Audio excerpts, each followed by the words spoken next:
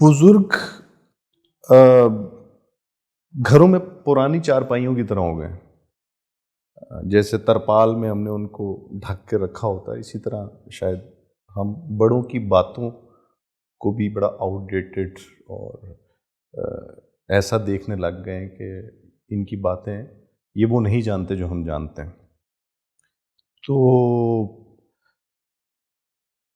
ہم نے کوشش کی ہے کہ بات وہاں سے شروع کی جائے جہاں سے کبھی بات شروع ہوئی تھی. بابا جی، یہ پہلی دفعہ بات کہاں سے شروع ہوئی تھی؟ بسم اللہ الرحمن الرحیم. شاہ صاحب، یہ کائنات ہی بات سے شروع ہوئی تھی. پہلی بات تھی مکالمہ بڑا ضروری، وہ ابتدا کا ہو یا درمیان کا یا انتہا کا، بات سے بات نکلتی ہے اور اسی طریقے سے ہی علم کے سوتے پھوٹتے. لدے زمانوں میں چوپالیں ہوا کرتی تھی، داستان سرائیں ہوا کرتی تھی، بیٹھکیں ہوا کرتی تھیں، تھڑے ہوا کرتے تھے. چوپال بھی؟ جی جی. کیسی باتیں ہیں جی. تھڑے، بیٹھکیں، چوپال. وہاں پہ بوڑھے بیٹھ کے بیٹھا کرتے تھے. جوانی کی باتیں، زمانے کی باتیں، وقت کی باتیں، حال کی باتیں، مستقبل کی باتیں خوب چلا کرتی تھیں. اور ہم چھوٹے بچے، ہم جیسے چھوٹے بچے بیٹھ کے تو ایسے ہی منہ پہ ہاتھ رکھ کے یوں کرتے ہوئے کھجلتے ہوئے ان کی باتیں پیاری پیاری سنا کرتے تھے جو سمجھ سے بالا تھی. لیکن کوئی ایک آدھ بات جو تھی وہ سمجھ میں ضرور آ جاتی. اب کیا کہیے کہ نہ وہ دور رہا، نہ وہ بوڑھے رہے، نہ وہ باتیں رہے. اب تو چل چلاؤ کے وقت ہے، سپیڈ، وقت کی رفتار اتنی تیز ہو گئی ہے کہ انسان رواں وقت کا دامن تھام ہی نہیں سکتا. ہم تو چلتے ہوئے ٹانگوں کے پیچھے لٹک کے چڑھ جایا کرتے تھے، اور وقت، آج کا وقت ٹانگوں کی طرح ختم ہو گیا، یکوں کی طرح ختم ہو گیا، پالکیوں کی طرح ختم ہو گیا. اور آج تو پہلے ریزرو کرانا پڑتا ہے، پھر بیٹھنا پڑتا ہے، پھر سکون لینا پڑتا ہے، کھانا بھی پڑتا ہے. وقت وقت کی باتیں ہیں. اور میں سمجھتا ہوں کہ ہم جیسے بوڑھوں کو اب بیکار ہو گئے. بیکار میں بھی بے لگتی ہے، باتوں میں بھی بے لگتی ہے، بابوں میں بھی بے لگتی ہے. تو وہ باتیں تیری، وہ فسانے تیرے، شگفتہ بہانے تیرے. سبحان اللہ. تو وہ کہتے ہیں گلاں چوں ہی گل نکل دی. پھر ہاں، باتوں سے بات جنم لیتی ہے، اور یہیں سے علم کی بڑھوتی ہوتی ہے. ہم نے اپنے بچپن سے جو کچھ سیکھا آج تک وہ باتوں سے سیکھا. اشفاق صاحب باتیں کیا کرتے تھے، آپ کے مرحوم والد صاحب ملک صاحب باتیں ہی کیا کرتے تھے، ڈنڈے نہیں مارا کرتے تھے، باتیں ہی. تو کہیں ان کی باتوں میں مٹھاس تھی، کہیں کھٹاس تھی، کہیں دھمکی تھی، کہیں شفقت تھی، کہیں محبت تھی. تو افسوس سے یہ کہنا پڑتا ہے شاید کہ آج وہ وقت ہی ختم ہو گیا، وہ دور ہی ختم ہو گیا، وہ روایاتیں جو تھیں وہ ختم ہو گئیں. اور یہی وجہ ہے کہ نئی پود جو ہے ہماری وہ محروم رہ گئی ان باتوں سے. اکٹھا مل کے سر جوڑ کے بیٹھنے سے محروم رہ گئی. رات کو پالیاں جمتی تھیں، ہم راتوں کو تھڑوں پہ بیٹھ جاتے تھے، پھٹوں پہ بیٹھ جاتے تھے، بند دکانوں کے آگے بیٹھ جاتے تھے اور وہاں پہ باتیں کیا کرتے تھے، سنتے تھے کسی بڈھے کو، بزرگ کو بٹھا کے پاس. تو یہ چیز ہے. ہم تو ترس گئے شاہ صاحب باتوں. اب تو ہمارا سیکھنے کا وہ وقت ہی ختم ہو گیا، دور ہی ختم ہو گیا. تو بابا جی اس پہ بھی تو باتیں ہی ہو رہی ہیں. ہاں، بڑی خوبصورت بات کر رہے ہیں. ہم اب اپنے ذہن کو بالائے طاق رکھ کے مصنوعی ذہن بھی جو استعمال کریں، آرٹیفیشل انٹیلیجنس. اب مجھے یہ بتائیے کہ جب ہم مصنوعی ذہن کو استعمال کریں گے، جب ہمارے سامنے ہر چیز مصنوعی آ جائے گی تو زندگی کی جو بلاخیز قسم کی جو وہ حقیقتیں ہیں وہ کہاں جائیں گی؟ مشینوں سے نہیں سیکھتا انسان، کیونکہ مشینیں انسان بناتا ہے. انسان انسان سے سیکھتا ہے، مشینوں سے نہیں سیکھ سکتا۔ مشینیں جو ہیں محمد ثابت ہوتی ہیں، آپ کی مددگار ثابت ہوتی ہیں، آپ ان سے ہیلپ لے سکتے ہیں، کام لے سکتے ہیں، لیکن کسی مشین کے پیچھے نہیں آپ ٹانگے کی طرح بھاگ کے چل سکتے، کیونکہ مصنوعات تو دوسری۔ لیکن وہ جی جیسے آپ بتا رہے ہیں کہ جب آپ چھوٹے تھے اور وہ جو بزرگ باتیں کرتے تھے تو وہ سمجھ نہیں بھی آ رہی ہوتی تھی، تو لیکن آپ اس بیٹھک کا حصہ ہوتے تھے۔ آج بات ہو بھی رہی ہو تو ہم وہ بات بھی نہیں سننا چاہ رہے۔ سبحان اللہ، آپ نے بڑی خوبصورت بات فرمائی۔ بات دراصل یہ ہے، انسان صرف خطب کانوں سے ہی نہیں سنتا،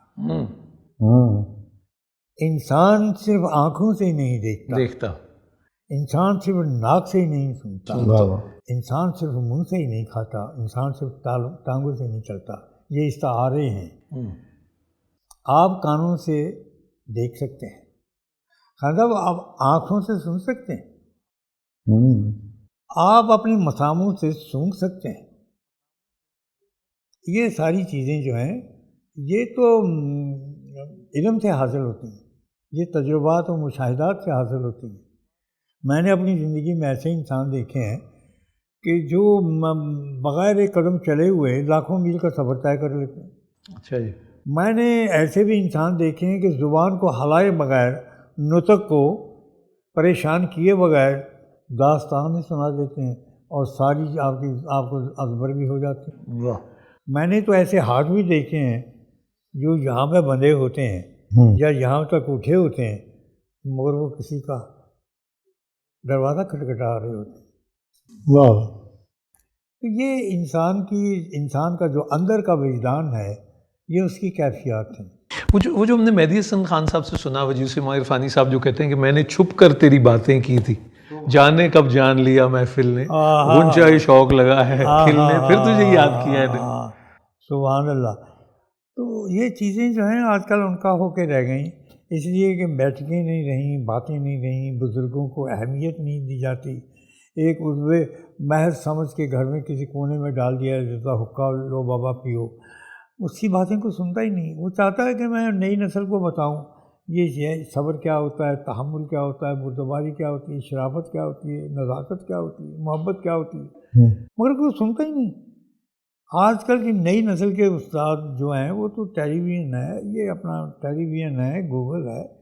اب بتائیں کہ جب ہم انسان کی بنائی ہوئی چیزوں ہی کو اپنا رہبر بنا لیں اور حقیقت کو چھوڑ دیں، بھینس جو ہوتی ہے وہ کھونٹے سے باندھی جاتی ہے اور بھینس کے گلے میں رسہ ڈالا جاتا ہے، وہ بھی مضبوط۔ بھینس کو دم سے نہیں باندھا جا سکتا۔ کیا بات۔ کھونٹا ضروری ہے، اور کھونٹا جو ہوتا ہے وہ نوکدار ہوتا ہے، مضبوط لکڑی کا ہوتا ہے اور زمین کے دھرتی کے اندر ٹھکا ہوا ہوتا ہے۔ اس کا کیا مطلب ہے؟ اس کے اندر بھی بہت بڑا لاجک ہے۔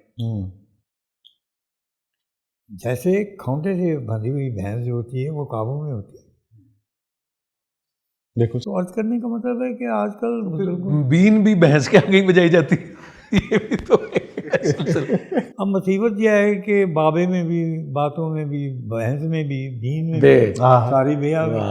اب ہم اگر بابا اشفاق صاحب کی بات کریں جی تو بڑا آپ نے بھی بڑا وقت گزارا اس گھر میں، اور میں نے بھی تو زندگی بسر کی، جنم کئی بسر کر دیے۔ جی بھائی۔ اب جنم کا یہ نہیں کہ اس کی عمر محض 100 برس ہی ہو یا ایک صدی 100 برسوں پہ محیط ہوتی ہے، بعض ساعتیں صدیوں پہ بھاری پڑ۔ واہ۔ اور بعض ستیاں ساعتوں سے بھی کمزور ہوتی ہیں۔ تو بابا جی کی ہم باتیں سنا کرتے تھے، تو اب یہ ہے کہ وہ کانوں سے نہیں سنتے تھے ہم، وہ ہم شوق سے، ذوق سے اور عبادت سمجھ کے، جیسے اذان سنتے ہیں، قرآن کی قرأت سنتے ہیں، تو وہ جو انداز تھا خان صاحب سننے کا، وہ ڈائریکٹ دل کو ٹچ کرتا تھا۔ اور بابا جی کبھی تیاری نہیں کرتے تھے کسی چیز کی، صحیح۔ وہ مختلف موضوعات پہ گھنٹوں بات کرتے تھے، اور یہ چیز ہم نے ان میں دیکھی، تھوڑا سا ذرہ ہمیں بھی ملا ان کے، ماشاء ان اللہ. کے صدقے میں، ان کے درس میں. تو وہ کتنی خوبی کی بات تھی کہ وہ پنجابی میں گفتگو فرماتے تھے. جی جی. وہ کہتے یار منو اردو نہیں چنگی لگتی، اردو میں لکھتے تھے، لکھنا میں اردو تھا. ہاں جی. اب ہم کئی لوگ ہیں، بچے بیٹھے ہوئے ہیں، سوچتے انگریزی میں ہیں. تو اپنا باقی سارے ان کے طریقے. تو میں سمجھتا ہوں کہ آپ نے یہ سلسلہ شروع کر کے، اس کی ابتدا کر کے نئی نسل پہ آپ نے بہت بڑا احسان کیا ہے کہ ان کے کانوں میں یہ بات ڈالیں کہ یہ جو بزرگ آپ کے گھر میں ہوتے ہیں یہ محض بوجھ نہیں ہوتے ہیں، اور بوجھ بھی بے سے ہی شروع ہوا. اچھا جی. تو وہ بھی گھر میں ان کو بوجھ نہیں سمجھیں آپ، ان کو ایک یہ سمجھیں کہ ہمارے گھر میں ایک ہاتھ سے لکھا ہوا قرآن پڑھا ہے. سبحان اللہ. واہ واہ واہ. سبحان اللہ. جی. تو پرنٹ کیا ہوا قرآن اور ہے، ہاتھ سے لکھا ہوا قرآن اور ہے جی. ہے جی. طاق پہ رکھا ہوا قرآن اور ہے جی. اور گلے میں تعویذ کی صورت میں ڈالا ہوا قرآن اور ہے جی. اور بعض لوگ تو چلتے پڑتے خود بھی قرآن ہی ہوتے ہیں. قاری نظر آتا ہے، حقیقت میں ہے قرآن. بابا جی اس سیشن کی آخری بات، ابھی آپ نے جب بابا جی کا ذکر کیا، کچھ باتیں دل میں اتر جاتی ہیں اثر انگیزی، اور کچھ باتیں دل سے اتر جاتی ہیں. تو یہ جو آپ تو ماشاءاللہ وہ لنگر اور پکوان سے بہت، تو وہ یہ اثر انگیزی کہاں سے آتی ہے کہ کہتے یار گل تیری نا میرے دل نو لگی ہے، کیسے لگ جاتی؟ میں عرض کروں، کھانا ہر کوئی پکاتا ہے، لذت کسی کسی کے ہاتھ میں ہوتی. دیے جھونپڑیوں میں بھی جلتے ہیں، محل سراؤں میں بھی جلتے ہیں، ہاں جی، ایوانوں میں بھی جلتے ہیں، اور مینارہ نور میں بھی جلتا ہے. ہاں جی. ہر ایک کی اثر انگیزی مختلف ہے، ہر ایک کا برتاؤ مختلف ہے، اور ہر ایک کی ڈیوٹی مختلف ہے. کچھ دیے اندھوں کے لیے بھی جلائے جاتے ہیں. میں سفر کر رہا تھا ایک بہت دور دراز دنیا کے ایک پسماندہ سے علاقے میں، تو میں رات کو ایک جگہ پہ جایا کرتا تھا اور چند گھنٹے بیٹھ کے واپس آتا تھا. میری سمجھ سے ایک چیز والا کہ ان اندھیروں راستوں پہ روشنی کہاں سے آتی ہے؟ سورس کیا ہے آپ سوچتے تھے؟ چاند بھی نہیں آسمان کے اوپر، اسٹریٹ لائٹس بھی نہیں ہیں، کوئی مینارہ نور بھی نہیں ہے، کسی چوبارے پہ بھی کوئی لالٹین نہیں ہے، کوئی ٹارچ لے کے بھی نہیں کھڑا، کوئی دل بھی جل نہیں رہا. ہاں جی. نگاہ نہیں سلگ، دل بھی جل نہیں رہا، کہیں نگاہ بھی سلگ نہیں رہی. مجھے روشنی کہاں سے آتی؟ کافی عرصہ میں تلاش میں رہا، حتیٰ کہ وہ جو میرا وظیفہ تھا یا وہ میرا جو کام تھا جب ختم ہو گیا، اب میں اس کام کو چھوڑ کے جس کے لیے میں گیا تھا، اب میں اس کھوجنے لگ گیا کہ یہ کیا ہے. تو جس دن یہ سارا سلسلہ ہوا تو دوسرے دن میں پھر اسی راہ پہ آ نکلا. شری دیکھا روشنی ختم ہو گئی. کیا ہوا؟ روشنی ختم ہو گئی. وہ روشنی جو راہ تو نہیں دکھاتی تھی مگر مجھے بھٹکاتی بھی نہیں تھی، وہ ختم کیسے ہو گئی؟ گئی کہاں سے؟ اب بھٹک بھی بے سے ہی شروع ہو. یعنی آنے کا بھی نہیں پتا تھا، اور اب یہ بھی نہیں پتا کہ وہ ختم کہاں سے ہو گئی جب سورس ہی نہیں پتا تھا. اور پہلے کا یہ پتا ہے کہ میں روز آ رہا ہوں، دیا نظر نہیں آ رہا، لیکن ایک نور تھا پھوٹا ہوا ہے، بڑا پاکیزہ سا نور جو نہ تو آنکھوں کو چھپتا ہے، نہ وہ آپ کی آنکھوں کو جھلاتا ہے، نہ آنکھوں میں آنسو لاتا ہے، بلکہ تقویت پیدا کرتا ہے آنکھوں میں. دھودھیا سا نور جو نامعلوم سا ہے، اس میں بھٹک بھی نہیں سکتا آدمی اور اس کو پڑھ بھی نہیں سکتا، لیکن ایک روشنی. اب میں دوسرے دن آیا تو میں دیکھوں کہ روشنی کون جلاتا ہے، تو معلوم یہ ہوا کہ ایک گھر جو اسی شاہراہ کے اوپر تھا، جس کا کوئی در دروازہ نہیں تھا. دروازہ نہیں تھا، در دروازہ نہیں تھا، چوکھٹ نہیں تھی. تو وہ وہاں پہ ایک بوڑھی عورت ہے جسے دکھائی بھی نہیں دیتا کچھ، بیوہ ہے، بے اولاد ہے، محلے بھر کے لوگ اس کی خدمت کرتے ہیں، اس کو موسی کہتے ہیں سارے. وہ رات کو میرے آنے کی آہٹ سنتی تھی.